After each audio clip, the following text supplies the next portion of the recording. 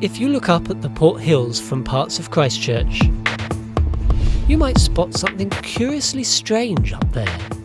High in the wild and craggy hills above the city sits a giant ball.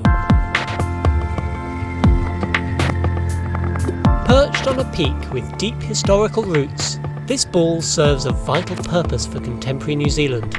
But I'll let Roy tell you more.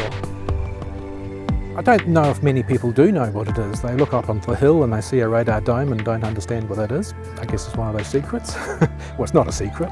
It's purely used for the control of aircraft in the Canterbury airspace. So the secondary radar has a rotating antenna inside the cover. The antenna transmits out a radio pulse. Any aircraft that are equipped with a transponder receive that pulse and send back a coded message that's picked up by the secondary radar, and that information tells them about the angle and the height and the altitude of the plane. It's a fantastic location, and this is why it was chosen. So you can see right up north, you can see up towards the Kaikoura Hills, and you can see Sugarloaf off in the distance and see right across the Canterbury Plains. But of course this place has a history that's much longer than just after the arrival of Europeans. We talked to Donald Couch about the deeper history of this landscape. The te reo name for the peak, Orongamai, dates back to about 300 years ago, when Ngā Tahu were driving the Ngāti Mamo iwi out of Lyttelton Harbour. The usual interpretation is the place to hear voices. The voices were probably the Mamoi going through the bush to escape, to get back to their pa.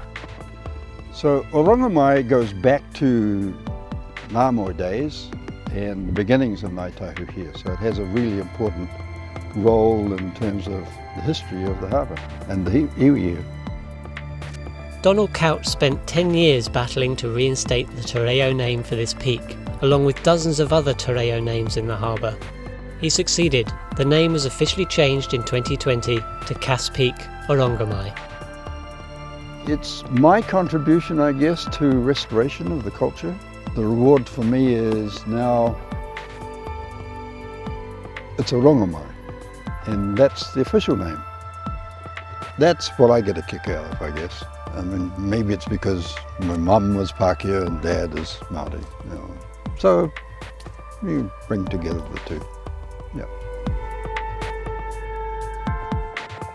So it's interesting that this place is called Orongamai, the place where voices are heard, and it's now still a place where silent communication feeds out across the Canterbury Plains from this magnificent poised spot on the top of the Port Hills.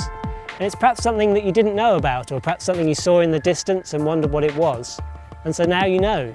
It's a place with a deep history and with a very modern function for modern New Zealand.